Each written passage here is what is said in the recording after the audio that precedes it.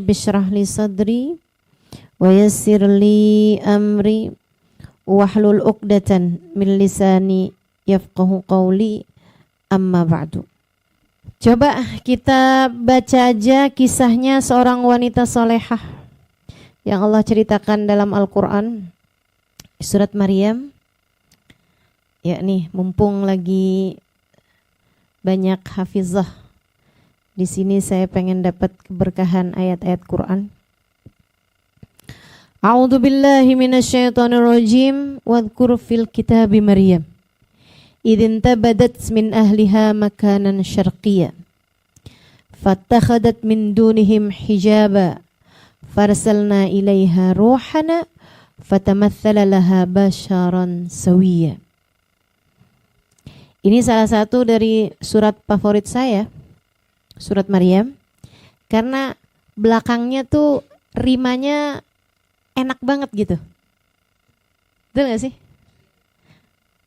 Makanan syarqiyya basharon sawiyya in kunta taqiyya li'ahbalaki gulaman zakiyya. Enak banget ya ayat Quran ya. Insyaallah. Wadhkur fil kitabi Maryam. Dan ingatlah kisah gitu ya. Banyak tuh Nabi Muhammad SAW disuruh ngingetin atau sebut-sebut kisah tentang apa yang telah Allah SWT ciptakan di masa-masa yang sebelumnya.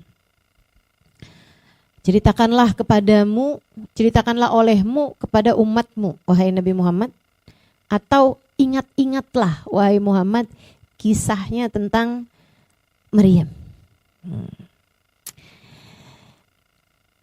Apa yang diingat-ingat? Idzin tabadat min ahliha makanan syarqiyya. Ketika dia mengasingkan diri min ahliha dari keluarganya, makanan syarqiyya ke tempat sebelah timur Baitul Maqdis. Ini waktu saya ke Aqsa tahun 2016. Itu teman-teman ada dua versinya tuh. Kita kalau ikut travel akan nunjukin tempat di mana di mana Sayyidah Maryam melahirkan anaknya. Namanya Bethlehem. Itu adalah kayak hajinya orang Nasrani. Hajinya orang Nasrani itu kayak kita pergi ke Ka'bah, mereka pergi ke Bethlehem. Bethlehem itu Baitul Lahm atau rumah daging gitu ya. Dulunya katanya kayak lebih mirip kandang gitu, kandangnya domba. Itu kabarnya adalah tempat di mana Nabi Sayyidah Maryam lari-lari mengasingkan diri, pergi ke tempat yang sepi di situ. Versinya mereka. Wallahu a'lam yang benar mana, tapi ketika pagi hari itu kami diajak jalan-jalan sama imam Masjidil Aqsa, saya dan teman-teman yang lain, diajak jalan-jalan kelilingan ke daerahnya Aqsa. Kita doakan mudah-mudahan selalu dijaga Allah SWT. Kita doakan mudah-mudahan senantiasa dalam lindungan dan bimbingan Allah SWT, agar Allah SWT memenangkan umat Islam dari kejahatannya orang-orang Yahudi, insyaallah. Amin ya rabbal alamin. Dari kejahatan Zionis ya. Mudah-mudahan Allah SWT jaga Baitul Maqdis dan umat Islam yang ada di Palestina sana, insyaallah. Mudah-mudahan dijaga Allah SWT. Itu beliau ajak kami jalan-jalan, termasuk diantaranya saya dikasih lihat tuh arah belakangnya Masjidil Aqsa tuh ternyata besar sekali kawasannya itu ya.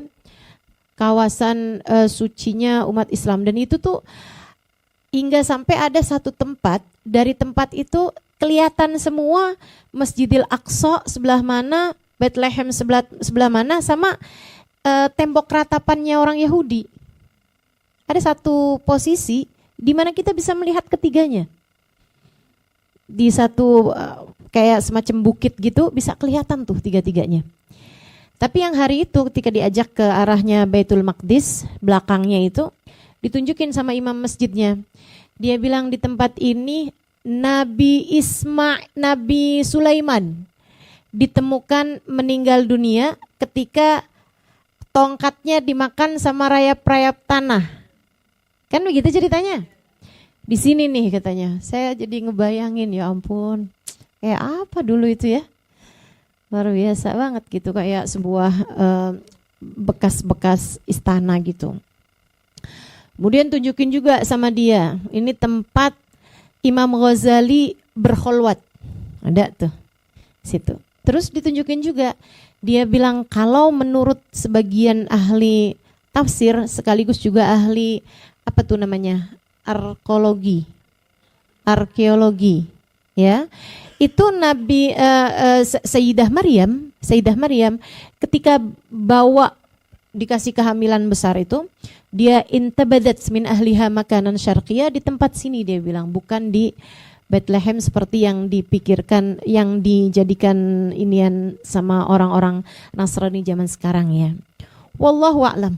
Tapi sih kita pergiin semua waktu itu. Ke Bethlehem juga kita pergi, gereja, walaupun abah saya kayak yang ngapain kita pergi ke gereja gitu. Saya bilang, bah ini bukan gereja sembarang gereja. Cakep. Jadi pantun. Apa namanya, bukan gereja gitu. Ini adalah tempat kelahirannya Nabi Isa, yang artinya rahmat Allah selalu turun di situ juga gitu.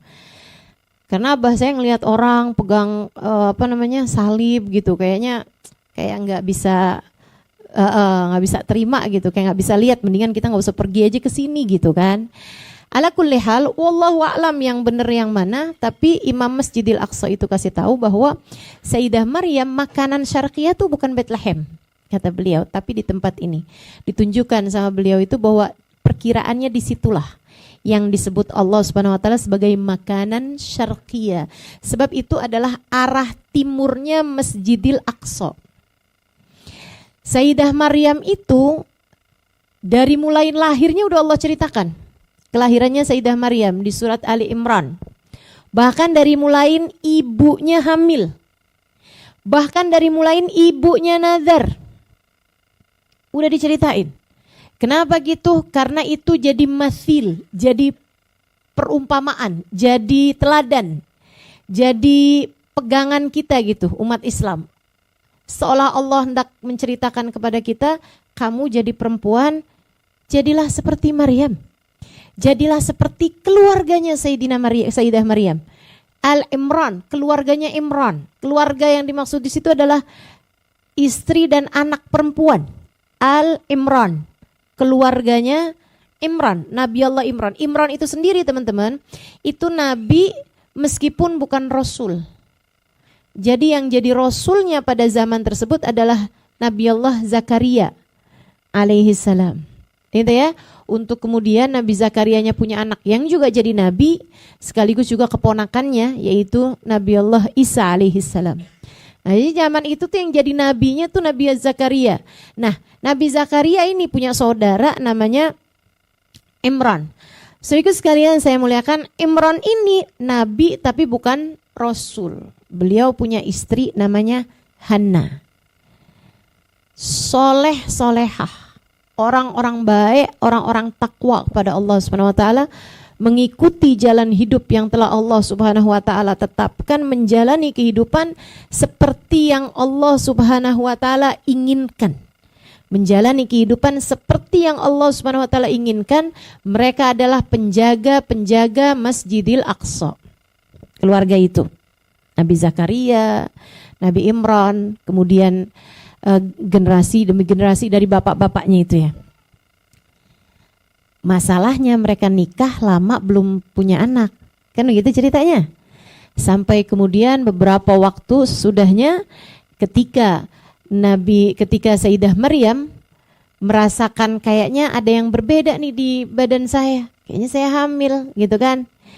Hannah ketika merasakan bahwa di perutnya itu ada sesuatu yang berbeda, kayaknya hamil nih gitu. Beliau pun kemudian nazar.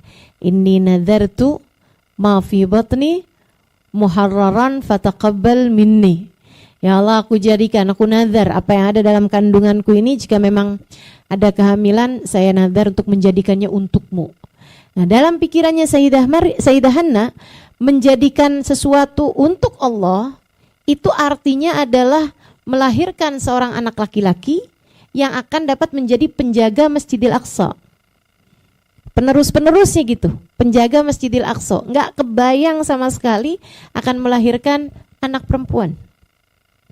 Subhanallah, dijagain sepanjang kehamilan, hamilnya dijaga terus seperti itu, zikirnya dijaga gitu ya, sama Sayyidah Hanna ini. Sampai kemudian falamma wada'atha qalat rabbi inni wada'tuha untha. Gitu lahir, ternyata lahirnya adalah anak perempuan. Walaysa dzakaru kal untha. Anak laki enggak sama anak perempuan. Ini nih yang jadi problem di zaman sekarang nih. Sehingga sekalian saya muliakan, nih zaman ke belakang tambahkan semakin banyak anak-anak laki lahir dengan hormonal perempuan. Tapi bagaimanapun selagi dia adalah laki-laki, maka dia harus berperan sebagai laki-laki. Nggak boleh ke perempuanan, nggak boleh ke banci-bancian, gitu ya. Mereka lembut sih silahkan aja. Kelembutan itu memang sesuatu hal yang baik, bukan begitu? Jadi laki-laki tapi lembut banget orangnya gitu kan, hatinya sensitif, bagus, gak apa-apa gitu. Apapun yang Allah SWT berikan itu adalah yang terbaik. Akan tetapi bertingkah seperti perempuan, apalagi jika sebagai orang tuanya kemudian membenarkan itu yang kita telah diperingatkan oleh Allah SWT, walaysa dzakaru kal untha. Laki-laki beda sama perempuan. Teman-teman saya sekalian, saya kasih tahu sebab kenapa akhir zaman tambah semakin banyak lahir anak-anak laki dengan hormonal perempuan. Ini buat sekedar pengetahuan ya. Sekarang ini banyak buah-buahan atau sayur-sayuran yang disuntik pupuk, diberi pupuk, pupuknya itu terdiri dari plasenta perempuan. Karena memang gak ada yang lebih bagus buat bikin besar buah sekaligus bikin buah tersebut lebih lama tahannya daripada plasenta perempuan. Plasenta perempuan itu zat yang paling subur. Zat-zat enzim-enzimnya itu yang paling bisa menyuburkan. Jadi buah pisang misalnya mestinya sekian, intikan plasenta itu tadi bisa jadi 3 kali lebih besar. 3 kali lebih besar. Nah, daerah-daerah yang banyak membuat buah-buahan itu jadi tambah besar, salah satunya adalah Thailand, di Bangkok, ya. Makanya kan kita segala-gala yang gede-gede kita sebut Bangkok. Jambu yang gede, durian yang gede, ayam potong yang gede, ayam Bangkok juga. Oh, saya baru denger ini malahan. Pokoknya itu semua yang disuntik-suntikan plasenta buat bikin besar buah gitu kan, anggur, apel, apa semuanya itu tuh kebanyakan dari daerah sana gitu, dari daerah Bangkok. Memang mereka memproduksi buah-buahan yang kayak gitu-gitu, besar-besar kayak gitu dengan disuntikan plasenta. Termasuk juga di Amerika, di mana tuh memang kayak begitu gitu. Mereka memproduksi pupuk-pupuk yang terdiri dari plasenta perempuan. Akhirnya ketika ada ibu-ibu hamil, terutama di masa-masa muda kehamilannya, dia banyak mengkonsumsi buah-buahan tersebut sehingga anak yang dilahirkan itu udah kemasukan genetik hormonal perempuan. Kalau ternyata anaknya adalah laki-laki, jadilah anak laki-laki yang memiliki unsur hormonal perempuan. Gitu. Ujian buat orang zaman sekarang. Makanya saran saya, kalau ada yang lagi hamil, Nggak usah nanam sendiri. Nanamnya sekarang nanamnya duren. Kita nanam sekarang sampai kapan lah ininya ya, buahnya ya. Cukup dengan kita cari buah-buah yang lokal aja. Makan salak. Ya nggak harus salak juga kali ya. Buah-buahan kita yang lokal-lokal itu loh, yang bentuknya itu nggak jadi terlalu besar-besar gitu, yang nggak dipupuk-pupukin, gitu kan? Rambutan, pepaya, dondong, manggis, jeruk. Jeruk tuh nyari jeruk-jeruk yang lokal nih. Kenapa saya jadi kayak tukang buah? Itu tuh pengetahuan juga tuh.